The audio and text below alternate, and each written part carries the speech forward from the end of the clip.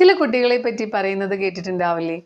ഇവർ വീട്ടില് വലിയ സംസാരമാണ്, പക്ഷെ പുറത്തേക്ക് ഇറങ്ങിയാൽ മിണ്ടാട്ടമൊന്നുമില്ലാന്ന്. നമ്മുടെ കുട്ടികളിൽ ചിലർ ഇങ്ങനെയാണ്. അവരുടെ ഏറ്റവും അടുത്ത് നിൽക്കുന്ന അച്ഛൻ, അമ്മ, സഹോദരങ്ങൾ എന്നിവരോട് മാത്രം നന്നായി സംസാരിക്കും. ചിലപ്പോൾ ഗ്രാൻഡ് പേരൻസിനോട് പോലും സംസാരിക്കാൻ ബുദ്ധിമുട്ട് കാണിക്കും. അതോടൊപ്പം സ്കൂളിലും അധ്യാപകരോടും ക്ലാസ്സിലുള്ള മറ്റുള്ള കുട്ടികളോടുമൊക്കെ സംസാരിക്കാൻ മടി കാണിക്കും. ഇവിടെ നമുക്ക് സെലക്റ്റീവ് മ്യൂട്ടിസം എന്ന ആങ്സൈറ്റി ഡിസോർഡറിനെ പറ്റി അറിയാം. ഈ അവസ്ഥയിലുള്ള കുട്ടികൾക്ക് ചില സാമൂഹിക സാഹചര്യങ്ങളിൽ സംസാരിക്കാൻ കഴിയാതെ വരും. ഉദാഹരണത്തിന് സ്കൂളിൽ അല്ലെങ്കിൽ കൂടെയുള്ള കുട്ടികളോടൊക്കെ. എന്നാൽ മറ്റുള്ള സാഹചര്യങ്ങളിൽ, അതായത് അവരുടെ വീട്ടിലോ അച്ഛനോടോ അമ്മയോടോ ഒക്കെ അവർക്ക് സംസാരിക്കാനായിട്ട് യാതൊരു ബുദ്ധിമുട്ടും ഉണ്ടാവാറുമില്ല.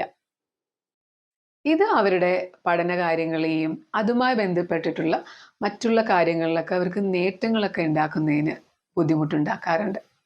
ചില കുട്ടികൾ ഇത് അമിതമായ ഷൈനസ്, ആങ്സൈറ്റി, ഫിയർ ഇവയൊക്കെ ഉണ്ടാക്കാറുണ്ട്. ഇതിന്റെ പ്രത്യേകതകൾ എന്തൊക്കെയെന്ന് നമുക്ക് നോക്കാം. സംസാരിക്കേണ്ടതായ ചില സാഹചര്യങ്ങളിൽ കുട്ടി സ്ഥിരമായി സംസാരിക്കാതെ ഇരിക്കുന്നു.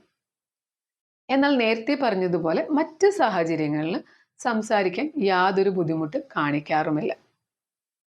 ഈ സംസാരക്കുറവ് സ്കൂളിലോ മറ്റുള്ള മേഖലകളിലോ ഒക്കെ മാത്രമായിട്ട് നിൽക്കുന്നു.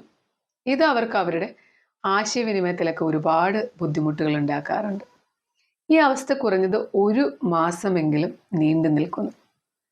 ഇവിടെ ശ്രദ്ധിക്കേണ്ട ഒരു കാര്യമുണ്ട്. സ്കൂള് തുടങ്ങി ആദ്യത്തെ 1 മാസമല്ല, ആദ്യത്തെ 1 മാസം സ്വാഭാവികമായും കുട്ടികളിൽ ഇങ്ങനെയുള്ള ഒരു ബുദ്ധിമുട്ട് ഉണ്ടാവാറുണ്ട്. അവരുടെ ആ ഒരു സാഹചര്യങ്ങളുമൊക്കെ ആയിട്ട് പൊരുത്തപ്പെടാനുള്ള ഒരു താമസം. അതല്ലാതെ കുട്ടി സംസാരിക്കാത്തതിന് കാരണം ലാംഗ്വേജ് അറിയാത്തത് കൊണ്ടല്ല എന്ന് ഉറപ്പുവരുത്തുക. മാത്രമല്ല communication disorders, autism spectrum disorder, schizophrenia ഇങ്ങനെയുള്ള അവസ്ഥകളൊന്നും ഇല്ല എന്നും കൂടി നമ്മൾ ഉറപ്പുവരുത്തേണ്ട കാര്യമുണ്ട്. പ്രത്യേകിച്ച് മൈഗ്രൻ്റ് ആയിട്ടുള്ള കുട്ടികളിൽ, അതായത് ഒരു സ്ഥലത്ത് നിന്ന് മൈഗ്രേറ്റ് ചെയ്തിട്ട് പുതിയൊരു സ്ഥലത്തേക്ക് വരുന്ന കുട്ടികളിലും ഈ ഒരു സൈലന്റ് പീരീഡ് കാണാറുണ്ട്. അതായത് അവർക്ക് ആ പുതിയ സാഹചര്യങ്ങളും ഭാഷയോടും ഒക്കെ പൊരുത്തപ്പെട്ട് വരാനുള്ള ഒരു താമസമായിട്ട് നമുക്ക് ഇതിനെ കാണാൻ കഴിയും. യൂഷ്വലി നമ്മൾ ഒരു കൗൺസിലിങ്ങിൻ്റെ സഹായം എടുക്കുമ്പോൾ തന്നെ ഈ സെലക്റ്റീവ് മ്യൂട്ടിസത്തിനോടൊപ്പം സോഷ്യൽ ആങ്സൈറ്റി എന്ന അവസ്ഥയെപ്പറ്റിയും ചിന്തിക്കാറുണ്ട്.